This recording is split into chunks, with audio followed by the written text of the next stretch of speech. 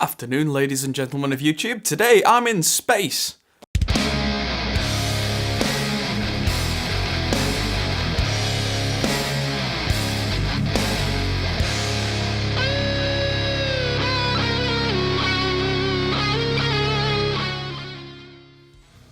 As you can see, I'm on the green screen today.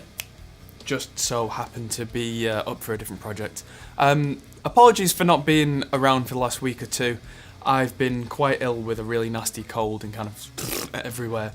And also I've been preparing to move house, so it's been...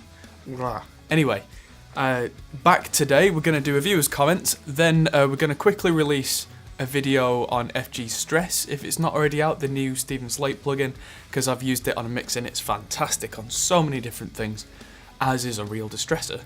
We're also going to be doing something about Melodyne, using Melodyne Assistant, which is the kind of affordable Melodyne that actually does things.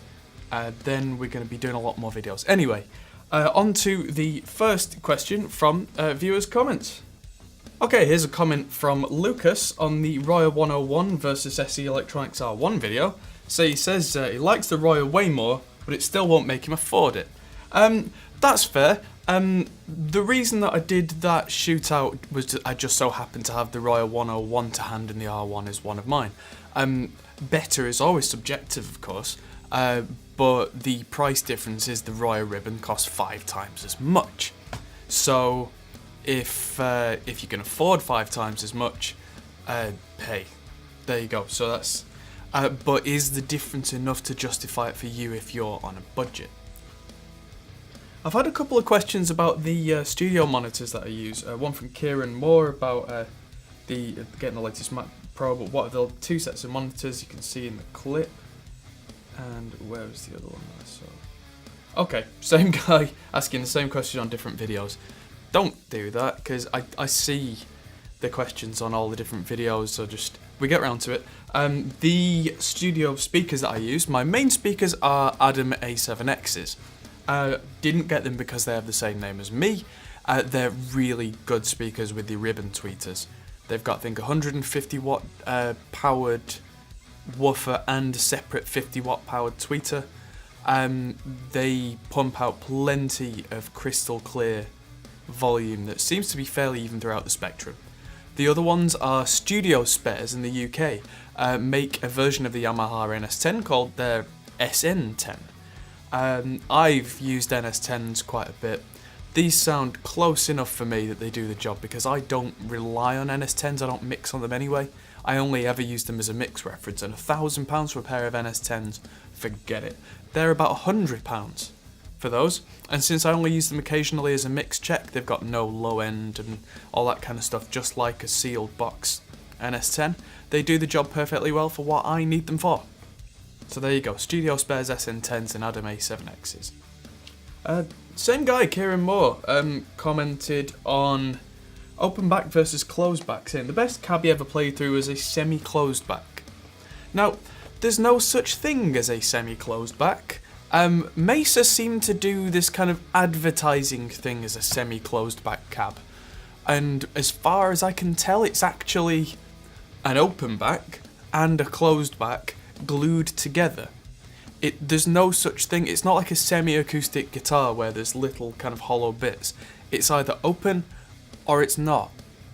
Now, maybe you like that semi-open cab, and I'm guessing it's a Mesa because you got the projection from the closed back side and a bit of the room filled from the open back side. But just be careful that you're not thinking of it as somewhere halfway. It's not. It's kind of both, but there is no in between. It's kind of, yeah. Mesa have done that in a really weird way. I mean, sure, it makes for different miking combinations, but meh. Oh, here's one that I should cover from Lee Meredith on 8 versus 16 ohms. This compares the 8 plus 16, he prefers the 8, but with the impedance selection on his amp, how would 4 ohms sound? Even better or no? Don't do that. The impedance selection on the amp only changes the way that the amp interfaces with the speaker cabinet. you really should not run the wrong impedance on the amp head, because what you're doing there is, if you're mismatching them, if you're sending too low an impedance to a speaker, if you look at the formula for it, it's just quick maths, impedance is opposite of current. So if you put too little impedance in, you get really high current, and current makes heat, which in very, very short amounts of time means if you put, say, a 16 ohm cabinet on an amp and switch the amp to 4 ohms, very quickly the amp will get really hot, really hot, really, really hot, bang. So don't do that. When I was using the 8 ohm Vintage 30 in that video, I had the amp set to 8 ohms, and then I used a completely different speaker, the 16 ohm Vintage 30, with the amp on 16 ohm mode to match. That the amp was always matched to the speaker, or at least to the speaker cabinet. In any video that I do, I make sure that the amp is set right. An absolute worst case scenario, you can get away with having one particular combination, but I can't remember which. So for safety, just don't do it. It's for your own safety, and amps cost a lot of money when transformers go bang. Question from Benjamin Howarth. Any chance of a video tutorial on how you EQ and mix the Stephen Slate in Reaper? So, Stephen Slate as in, I'm guessing that's the entire Slate Everything bundle and all their stuff. Yes, I'm intending to get round to that. Originally it was kind of a Patreon goal of mine. If you've seen the Patreon, I've only got a few patrons. The idea was when we got to a certain level I was going to do the Slate Everything bundle. The Patreon's not really taken off, and that's fine, but I am going to get round to doing a tutorial on how I mix with all the separate plugins in the Everything bundle. This week I'm particularly going to do a tutorial focusing on the new FG Stress, because that's the new hot thing. But then I'm going to go back and I'm going to do some overall tutorials, because I use pretty much all of the stuff in the Slate Virtual Mix Rack. I use the Slate Virtual Tape Machine, Slate Verb Suite Classics, Slate's Virtual Bus Compressors. I pretty much use it all, and I almost exclusively use it. Not because I have to, but because it's that good and matches up with the analog gear that I would have used anyway, that I may as well. So they'll come soon. Like I said, I'm moving house this week, but after that I'll find some more spare time to make more in-depth tutorial videos. The one I did for Reaper 101's been hugely popular, so I'm going to make sure I do more and more of that kind of content for you guys. Comment on the ADA MP1 video from Space Effects. Axe Effects and Kemper has replaced them all now, all going to the front of house. Don't be so sure. Most of the time Axe Effects and Kemper are what the big name touring guys use. Yeah, sure, absolutely. But stuff like the ADA preamps, seeing as though you can get them for a bargain, maybe, I don't know, £200, $200, $300, that's way less than the cost of a Kemper. That's way less than the cost of an Axe Effects. And it does actually have tubes in this, and it's a tube clean and distorted guitar preamp, so it's not on the same level as an Axe Effects or a Kemper, absolutely. But if you're looking for some actual hardware to plug into, it's now kind of a value option. I've had a few comments on the guitar recording and how does the room affect it video. One from David Arnolfers. The SM57 has a cardioid pattern and you stuffed it right in front of the amp. The difference therefore is obviously almost nil. What would be more interesting is if you pull the mic away. Yeah. And the other one I've had was from, it's much more recent, Darko Markovic, which is actually on a different video, but the point seems to be the same. As usual, great video, though with few caveats. Blah blah blah, blah blah blah, blah blah blah blah blah blah blah blah blah blah blah. I really had to skim read this to try and get the idea of what this guy's saying, because there's way too much text here. Sorry, dude, but TLDR. I make extensive length videos to try and present that much information, because it's very difficult to break down a wall of text like this. The YouTube comments section is not for walls of text. And if you feel this strongly about something, make an article on a website somewhere it's meant to be seen. I mean, you may well have good points in here, but I find this quite hard to read, frankly. I think what he's trying to say is it sounds different in the room, and then trying to justify all sorts of other different things. Yeah. See, of course amps sound different and cabs sound different in the room to each other, probably more so than when it's close mic'd. That's pretty much a given. The point I was making in both of these videos was what happens in a typical rock and metal recording setup. It's very rare in modern rock and metal to use room microphones. Why would I go out of my way to spend half a video demoing something that doesn't happen in the genres I work in? I mean, I could try and be completely comprehensive and bore the pants off people to prove points that everyone already knows, when what I'm actually trying to do with some of these is focus in on what the kind of guys who are actually doing recording want to know. And not just, I mean, it might be obvious to some of you guys that if you close mic a cabinet, the room isn't going to change the sound very much, but that's entirely hearsay, and just, you can say that all day long, but without proof, you know, that's why I'm doing the proof right here.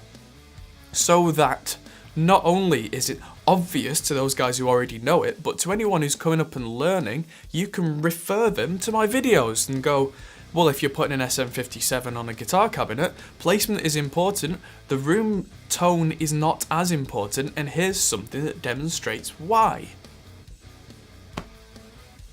Again, if you're not doing heavy rock and heavy metal stuff, if you're backing it further off, sure, fine, great, but that's a different genre and is probably going to use different microphones, different techniques, different ways of working than I've already shown up to this point. So a lot of it doesn't apply here. Not saying it's wrong. Here's one on the 2 Notes Wall of Sound 4 review that I did in my garden at my old house. What are your favourite cabs for Wall of Sound 3? At this point it's worth mentioning that I don't use Wall of Sound 3 anymore. I use Wall of Sound 4, which is a completely free upgrade. If you haven't upgraded already, go to 2 Notes website, grab hold of it. It's got some worthwhile upgrades and it doesn't cost you a penny. The cabs are the same, it's the rest of the software that's been upgraded around the cabinets. Now, I am heavily biased when you ask what your favourite cabs for the Wall of Sound, because, as you may or may not know, I make my own. I'm one of the capture masters for 2 Notes, and I've recently released a new set. So some of my favourites are ones that I made very recently. I've made new bass cabinets now, because my first set were all the Zilla cabs. There's a Zilla bass cab, the 4x10, that I've released in this new set that are out on the Torpedo La Boutique. So there's a 4x10 that's tight and punchy. There's a Marshall 8x10 that's got some real size to the sound, and is a little bit more modern sounding than the Ampeg fridge that's already on there. What else? The big beast, the 4x12, I'm really liking. In person I prefer 212s and sometimes 1x12s, but in terms of Wall of Sound, that 4x12 by Zilla is translated incredibly well, almost as a stroke of luck. So they're my favourites, and yes, I know I'm biased, but I couldn't find cabs on there that I really liked, so I made my own. So they're available for sale. Buy them, buy them, buy them, buy them, buy them, buy them. Here's one that deserves a more rounded answer. One on the Mac versus PC for audio production video. Thanks for the tip. Do you think MSI GE62 VR is good for music production, or should I go for Mac? The short answer is I have no idea. Not because I don't know anything about computer components, but because when it comes to things like, I'm assuming that this MSI model, it doesn't sound like a motherboard. MSI, as far as I know, tend to make either motherboards or entire systems. and I don't follow entire ready-built systems. There's too many of them. I don't trust ready-built systems really, unless you're talking seriously high-level stuff. Mainly because they're overpriced for what they are. The components are not necessarily the best. And I feel like I'm getting the same value for money as I am with Apple, where again it's not necessarily bad, but for the amount you're paying, I feel like I should get more. If you ask me about separate components and separate parts, I'm probably much more likely to have a good answer for you. Like, a GeForce 1050 Ti graphics card is completely overkill for music production, and anything above that is just silly unless you're gaming or doing heavy video editing. Processors I can talk about all day, like with the new Coffee Lake processors coming out, the Threadripper and the Intel Core i9s that have just come out that are insane. But yeah, as for all-in-one or ready-made PCs, they move too quickly. If you're in doubt, if you can't build one yourself, look at the specifications, look at the processor that comes in it, and don't worry about the amount of RAM so much because you can always upgrade that, but the processor you are much less likely to upgrade. And do research on that particular processor and look at the score numbers. How many threads does it have? More is generally better for the money. Look at I think there's a website called Doorbench where you can actually see what interfaces work best. The interface is as important as the computer, I find. That a bottlenecking, low quality interface can make the best computer in the world look bad because the audio is getting stuck, generally with USB audio interfaces. It's something I keep coming back to. USB audio interfaces, they work, but unless we're talking like RME level, like way high up level, generally they cause latency issues, they cause pops and clicks at high track counts. Even when a computer that was half as powerful could do a much better job with a much better interface. So that's something to keep in mind with computers, is try and not spend too much money on the machine, spend more money on the interface, and you will be happier in the long run. So thanks for watching Viewers Comments episode 3. We're going to do another episode 4 that's going to come out next week, because it turns out I've done quite a lot of Viewers Comments stuff, which is good because that helps me release some content while I'm moving house. So thanks for watching, and hopefully we'll be all settled and be doing more tutorials and gear reviews very soon. Thanks for watching. I'm Adam Steele for the Hot Pole Studios. Good night. Thanks for watching, guys. If you enjoyed this, feel free to check out our other videos, as you can find here, or check out our Facebook and Twitter, or our Patreon page, which helps us to make more videos like this. Thanks for watching, and we'll see you in the next video.